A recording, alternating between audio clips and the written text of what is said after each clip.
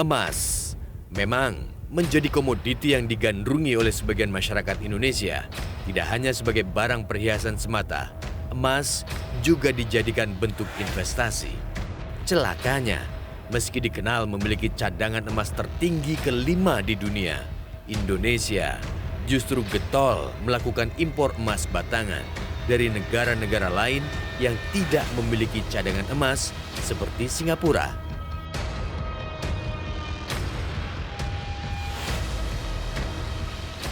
Pada realitas, Arteria Dahlan menjelaskan duduk perkara potensi kerugian negara 2,9 triliun. Angka kerugian muncul lantaran pihak Bea Cukai tidak menarik bea impor 5% atas impor emas tersebut. Ini bukan temuan yang pertama. Di 2020 ya, bulan April, ini ada namanya PT Jardine Traco. Hal yang sama. Pelakunya juga yang sama nih Pak Pinarimanan itu. Apa yang dia lakukan? Batangan emas yang semi jadi ya atau yang sudah jadi. Batangan emasnya sudah dikemas rapi lah. Sudah ada code number, sudah ada nomor series. Jadi saya bisa gambarkan modelnya sudah begini. Ya, sudah rapi. Ya, 1 kilo ya 99,9% sudah bersertifikat ya, diletakkan modelnya seperti ini. Ini udah barang yang siap dijual langsung. Ya. Seolah-olah dijadikan ya sebagai bongkahan yang masuknya tidak kena bea masuk. Sesuai dengan Peraturan Menteri Keuangan Nomor 6 Tahun 2017 tentang penetapan sistem klasifikasi barang dan pembebanan tarif bea masuk atas barang impor, komoditas emas dicatatkan dalam kode 7108 dan 7115. Masing-masing kode tarif berlaku ketentuan bea impor berbeda, mulai dari 0 hingga 10%. Dari sinilah dugaan utak-atik kode tarif demi bebas bea masuk dilakukan. Yang 3 perusahaan juga seperti itu, ya. Fight akhirnya nggak bayar PPNBM, nggak bayar bea masuk, nggak bayar PPh impor. Sekarang kan akan dilakukan tradisi, mau dibuat meritual. Bagaimana barang yang sudah jadi dan wajib kena bea masuk dan PPh impor dihalalkan untuk tidak bayar bea masuk dan PPh impor. Pertanyaannya, ini kan sudah sepengetahuan semuanya adanya kesalahan. Pastinya kan ada biaya koordinasi nih. Ini kan nggak kosong-kosongan. Ini kan bukan gratisan. Dalam RDP dengan Kejaksaan Agung pada 23 Maret tahun lalu, anggota Komisi 3 sebenarnya juga sudah menagih janji tindak lanjut penyidikan kasus ini. Namun Kejaksaan Agung belum memberikan titik terang. Kenapa orang yang melakukan tindakan korupsi atau tindakan pelanggaran yang jumlahnya kecil justru dipenjarakan, justru diproses, justru dikejar. Tapi yang nilai-nilai besar, korporasi besar ini didiamkan. Seperti kasus soal importasi emas yang kawan-kawan tadi sampaikan, ada beberapa teman itu. Beritanya 6 bulan, 7 bulan yang lalu dari pihak kejaksaan menyampaikan akan ada tersangka, tapi sampai sekarang tidak ada. Padahal impornya itu jelas, ada 47 triliun sekian, yang nilai kerugian negaranya kurang lebih 3 triliun.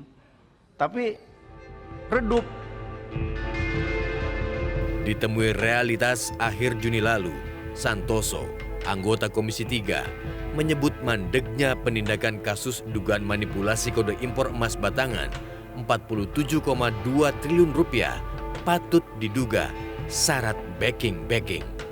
Kalau saja Komite Nasional Pencegahan dan Pemberantasan TPPU tidak menyentil soal dugaan TPPU di balik impor emas di bea cukai, bisa jadi kasus ini bakal terkubur. Saya kira dengan dorongan dari Komisi 3, hal ini juga memang dilakukan oleh Kejaksaan Agung, melakukan pengusutannya. Namun dengan adanya pernyataan dari Pak Mahfud, saya yakin ada penguatan. Sehingga Kejaksaan Agung juga nggak boleh main-main.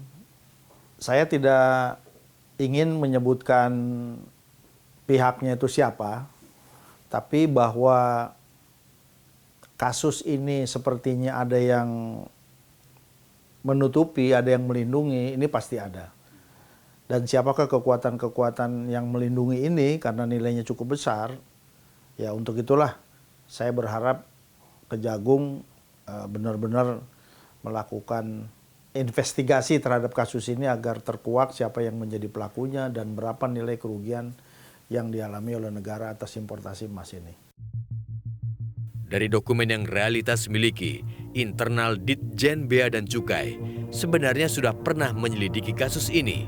Diketahui pada tanggal 26 Februari 2021, Direktur Teknis Kepabeanan mengirim nota dinas pada Kepala Kantor Pelayanan Utama Bea Cukai tipe C, Soekarno-Hatta. Nota dinas yang dibubuhi tanda tangan elektronik Fajar Doni Cahyadi mengoreksi jenis emas batangan dimaksud dan menyebut sudah berbentuk minted bar atau barang jadi. Sehingga terhadap impor emas tersebut harus dikenakan tarif bea masuk 5% dan pajak pendapatan negara 10%. Berikutnya, pada 27 April 2021, Direktur Penindakan dan Penyidikan Bea Cukai juga berkirim nota dinas. Isinya meminta penelitian ulang atas penetapan kode HS impor emas periode tahun 2020 hingga April 2021. Penelitian ulang direkomendasikan lantaran ada perbedaan data antara ekspor emas Singapura dengan data impor emas Indonesia. Akibatnya, terdapat potensi bea masuk sebesar 293,3 miliar rupiah yang belum terbayar.